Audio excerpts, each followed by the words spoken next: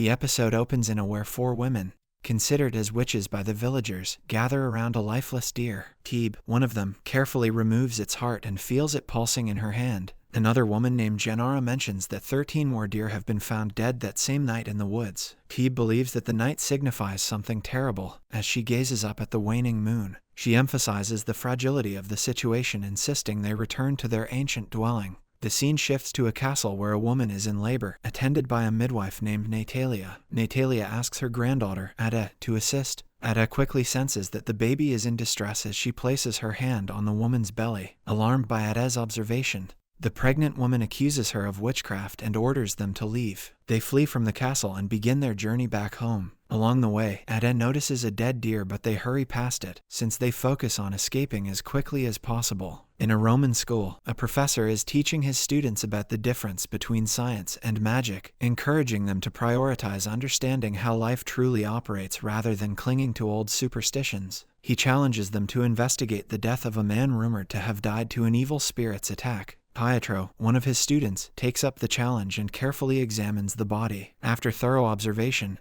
he concludes that the cause of death was a disease known as syphilis. Impressed, the professor commends Pietro and stresses the importance of using scientific knowledge to combat beliefs in witchcraft. Meanwhile, Natalia and Ada return home to Valent, their sick family member. Valent is Natalia's grandson and Ada's younger brother. Natalia instructs Ada to give Valent medicine whenever he feels unwell. Confused, Ada wonders why she needs to learn this when Natalia is there to take care of them. She also shares her concerns with Natalia about their recent encounter at the castle. Natalia reassures Ada, explaining that some women possess ancient wisdom that men often fear. Natalia urges Ada to embrace her abilities, to prevent any potential harm rather than avoiding the powers. At the same time, a group of witch hunters known as the Benandanti, led by their leader, Sant, prepare to track down Natalia. They accuse her of being a witch responsible for the baby's death. Sensing their approach, Natalia swiftly grabs a book and uses her spell to bury it securely under the floorboards, tightly wrapped with roots. In this tense moment, she instructs Ada to observe and learn. Natalia then briefly explains to Ada the crucial role of certain kinds of women in bridging the gap between the living and the dead. She warns that if this balance is disturbed, the deceased could overrun the world and exert their influence by eliminating these women. Ada asks if these women are what others call witches, to which Natalia reluctantly agrees. Natalia then hands Ada a pendant and instructs her that if she doesn't return, Ada must venture into the woods to find a viper's nest where she will discover the lost cities. With this responsibility entrusted to Ada, Natalia goes outside and soon gets captured by the Benandanti. Meanwhile, Ada stays behind to comfort her younger brother Valent in their shelter. As Pietro studies in the library, his friend Sperto arrives to deliver terrible news, stating that Pietro's mother is critically ill. Sperto explains how a woman who tried to help her ended up making her condition worse. Upon hearing this, Pietro instructs Sperto to assure his mother that he will be back home shortly, and that they must find a solution to cure her illness without blaming any women for her illness. The following day, Ada goes to the villagers to get some food for Valent, but they avoid her, believing her to be a witch. Unable to get help, she decides to sell her basket at the market to buy food. While crossing the river, she encounters Pietro, who is returning home to see his sick mother. During their brief conversation, Pietro subtly expresses his fondness for her. Upon arriving home, Pietro surprises his sister, Caesarea, before going to visit his sick mother. After exchanging a few words with his mother, he gives her medicine. However, she reveals to him that his father believes a witch worsened her condition. Ada tries to sell her basket at the market for food, but people recognize her as the midwife's granddaughter and start throwing stones. Fortunately, Pietro witnesses the situation and steps in to help Ada escape from the crowd. She seeks refuge at the church, but the father closes the gate on her. Outside, she reads a notice announcing her grandmother's conviction for witchcraft and would be burned in front of the villagers the next day. She attempts to explain to the father about her grandmother's situation at the church gate, but no one listens. A young girl prevents Ada from banging on the church gate and urges her to return home. Ada rushes back and finds the same notice posted on her own gate. Inside, Valent also learns about their grandmother's fate. He pleads with Ada to speak up for their grandmother's innocence, but Ada, feeling powerless, rebukes Valent with refusal. Upon hearing the news, Pietro confronts his father, Sant, questioning his decision to condemn someone to death by burning. Sant defends his decision, accusing the woman of killing a baby and cursing their house. Pietro insists there must be a reasonable explanation for such tragic events. However, Sant dismisses Pietro's doubts, focusing on fighting what he sees as evil. During the night, Ada recalls how her mother left her alone in the house, instructing her that whoever enters with her younger brother must care for them. Her mother also stressed their inherent strength, and how others seek to weaken them before departing, leaving Ada alone in the shelter. At the same time, Pietro sneaks away with Sperto to examine the deceased baby. He is relieved to discover that the baby died from suffocation due to the umbilical cord. The next day, Ada rushes to the church, pleading once more for Natalia's release. Pietro also arrives, presenting evidence that the baby died naturally. However, the priest rejects Pietro's evidence, insisting it was the result of witchcraft. The crowd supports the priest's decision. A while later, Thebe and the other 3 members of her group are also seen in the crowd. As Natalia is about to be burned, the 4 women begin chanting. Natalia notices them and joins in chanting as she looks to the sky. Suddenly, a storm gathers, pouring rain that extinguishes the fire. Determined to end the situation, Sant pulls his sword and stabs Natalia to death. Vaillant arrives at the scene just as Natalia is stabbed, crying out as he watches his grandmother die. Ada and Pietro leave together with Vaillant, and Ada expresses her gratitude to Pietro for his help. Before parting ways, Pietro asks Ada to meet him at the woods near the fountain, which he plans to paint as a symbol of his patience for her. Meanwhile, Sant reports all the church events to the palace. However, the woman who lost her child informs him that it was the young girl, not the elderly woman, who is responsible for the child's death. Eventually, Ada and Vaillant discover the viper's nest marked on a large rock. Using the pendant her grandmother gave her, Ada unlocks the mysterious stone door. They enter and arrive at an abandoned mansion where they are greeted by the 4 women from the beginning of the show. In the following scene, Thebe and Gennaro go to the communal grave to retrieve Natalia's body, which had been disposed of by the villagers. They bring her back to their ancient dwelling. Ada looks on in disbelief as she realizes that Natalia has transformed into her own mother, Antalya. Ada feels unsettled by recent events and her vision of her younger self playing on the ground. She confides in Thebe about dreaming of this place, but Thebe denies it and urges Ada to follow her to uncover the truth. Meanwhile, Caesarea and Sperto visit Ada's house under Sant's orders to search for a book. They thoroughly inspect everything they deem suspicious. Caesarea discovers a drawing made by Vaillant and attempts to burn it, but to their surprise, the paper doesn't catch fire. They decide to bring it to Sant's attention. Caesarea also locates the book hidden under the floorboards, but they are unable to remove it due to the spell cast by Natalia. Returning home with Vaillant's drawings and some bottles, they present them to Sant, recounting all they have found. However, Pietro arrives and disputes their claims, burning the drawings and analyzing the bottles as medicines they mistook for potions. He tries to persuade them that witchcraft is not real, but they remain unconvinced. Sant, accompanied by Caesarea and Sperto, then goes to Ada's house with the intention of retrieving the book. Back at the ancient dwelling, Thebe guides Ada to a hidden chamber where she begins recounting tales of the past. Inside the chamber, Thebe shows Ada a book adorned with intricate symbols. Thebe then delves into the history. Long ago, people lived harmoniously there, under the guidance of their teacher, Diotima. Antalya, Gennaro, and Thebe were particularly gifted and entrusted with the secrets of the Book of the Kingdoms. A boy named Marzio, desiring the same knowledge, was refused by Diotima due to mistrust. He later attacked Diotima with Thebe and Gennaro, claiming victimhood. Antalya let him escape, but he killed Diotima before fleeing. Antalya was then chosen to safeguard the book, leading to their separation and the sealing of the dwelling with a protective spell. Thebe reveals to Ada that she is now the chosen one and asks if Ada saw the soul of the baby departing its body. Reluctant to accept her destiny, Ada insists she is just an ordinary girl without any special abilities. Thebe encourages her, explaining that everyone possesses powers waiting to be discovered. To ease Ada's doubts, Thebe demonstrates her power by reviving a dead butterfly. Ada, feeling more at ease, discloses that the book is hidden in their house. Thebe stresses the urgency of retrieving it before others do. She goes to inform Gennaro while Ada and Persepolis clash over the pendant Natalia gave her to access the lost cities. Thebe intervenes, calming the situation and taking the pendant with her. The next day, Gennaro goes to Antalya's house to retrieve the book, but finds Sant and his men attempting to free it from the roots once more, so she returns empty-handed. Later that evening, Thebe discusses Ada's situation with Leptes, another member of their group. Ada tries to eavesdrop on their conversation from outside the room, but Persepolis pulls her away. They argue again until Ada declares she won't stay long and plans to escape through a secret route. Just then, Gennaro arrives and informs Thebe about Benandanti are guarding around Ada's shelter. Back in town, Sant discusses with the priest, who discloses that Eminence, the head of the church, is searching for the book. Sant requests money and horses from the priest, who agrees to relay the message to Eminence. Benandanti is then seen preparing to search for Ada. That night, as Pietro studies, he hears the sound of horses and rushes outside to investigate. He discovers a body wrapped in a sack, causing him to fear for Ada. Caesarea reassures him that the body is not Ada's, but she warns him that the villagers will capture Ada and execute her by burning before him having any chance to bid her. The next day, Ada and Persepolis form a stronger bond as they share their histories. Persepolis recounts how she and Sperto grew up together in an orphanage, and how Sperto was chosen to work as a tanner against his wishes. She reveals how her powers were discovered by the villagers,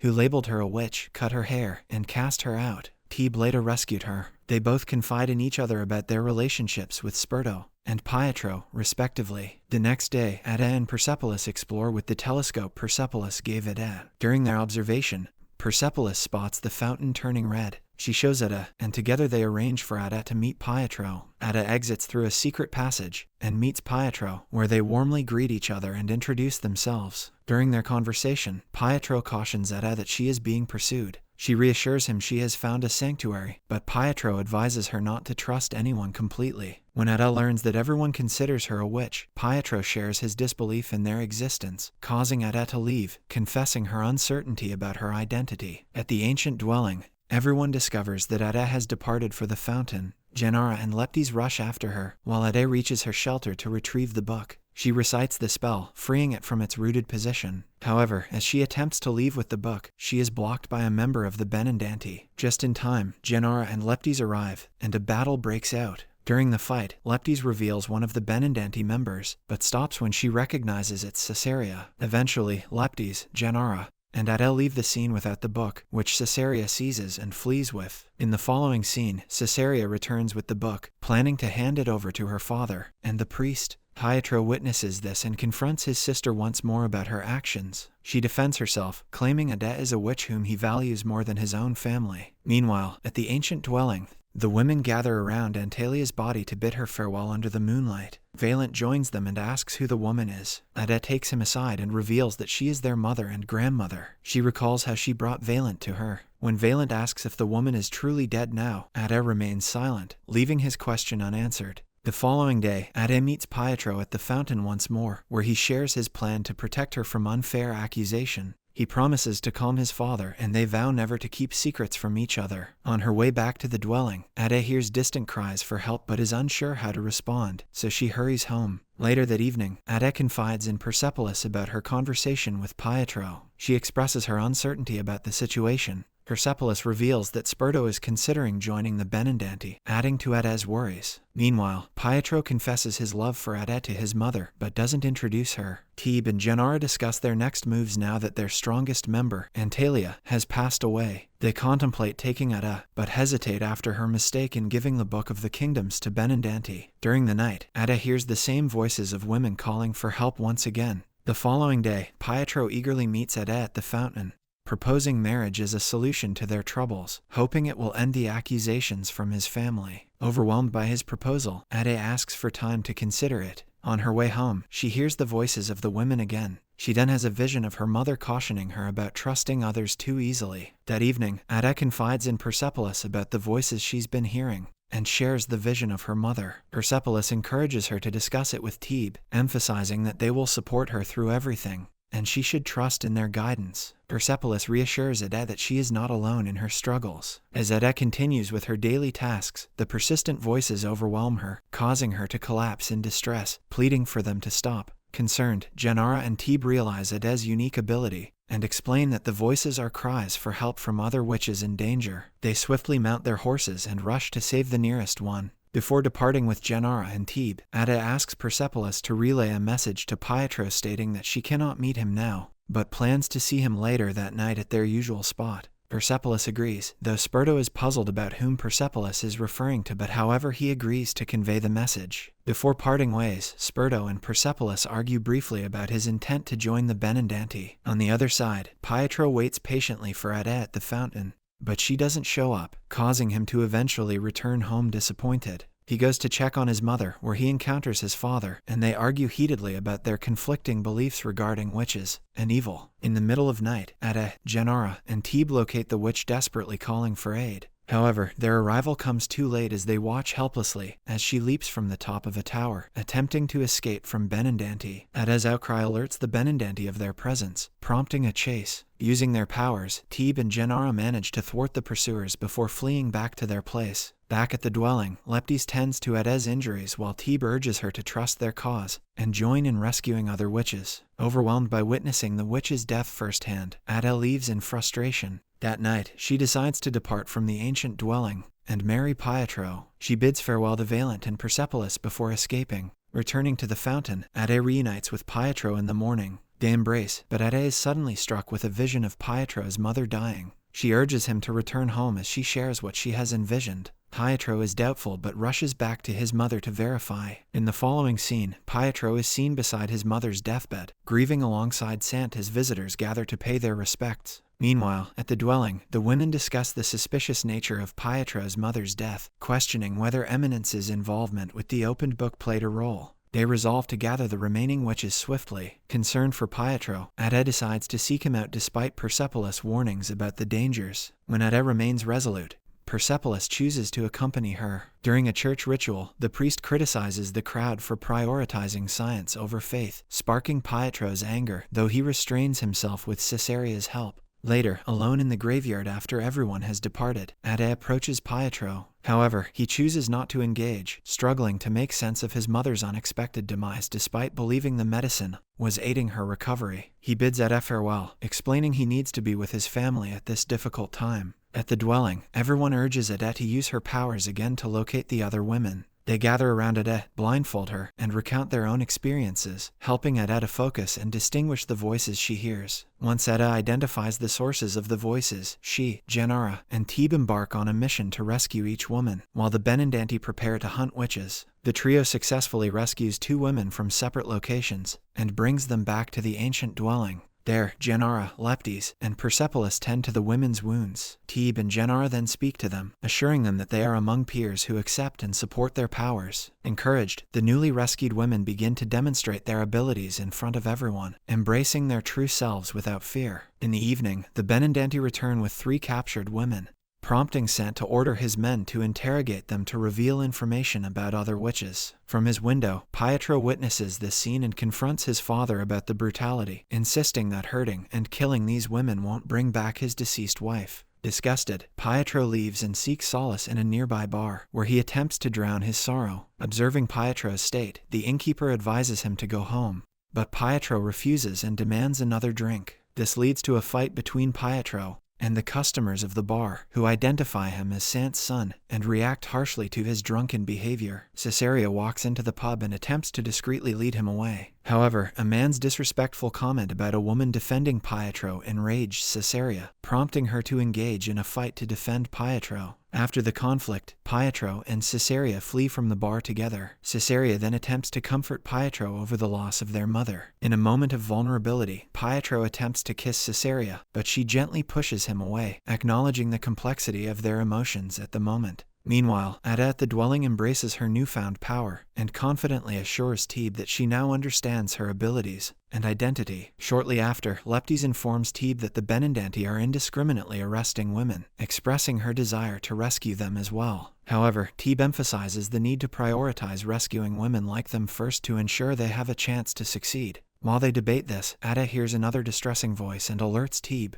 The trio swiftly departs the dwelling once more to rescue yet another woman in danger. At the same time, Caesaria informs Sant that the captured women have no information about other witches. They investigate a location where a woman was supposed to be executed, only to discover that the trio has already rescued her. Meanwhile, Leptis mentors Valent in archery, advising him to visualize his target as an enemy to improve his aim. Valent takes aim, envisioning Sant as he shoots accurately at the target. After Leptis leaves him to practice alone, Valent symbolically represents the Benandanti by tying ropes around the target, and continues refining his skills. Later, Sant is called at the church, engaging in conversation with Eminence. He hints that there is a way for Sant to reunite with his deceased wife, but it requires him to deliver Ada. Initially hesitant due to moral concerns, Sant expresses doubt about committing a mortal sin. However, Eminence persuades him that such an act can be justified if done with good intentions. Sant remains concerned about the formidable witches protecting Ede, known for their strength and unpredictability, but Eminence promises assistance by giving him great power to overcome the challenges. In the evening, Pietro undergoes initiation into the Benandanti while the women at the dwelling gather to perform a ritual aimed at reviving the lost cities. Each group completes their respective rituals, empowering Pietro and Ede with medallions symbolizing their readiness for battle. Sant presents Pietro with a protective pendant linked to his birth, while Ede receives her grandmother's pendant from the beginning of their journey. Despite their preparations, Pietro hesitates and throws his medallion to the ground, unsure about proceeding with Benandanti. Subscribe for more videos like this, turn on the notification, and leave 1,000 likes or 100 comments if you'd like us to continue part 2. Thank you.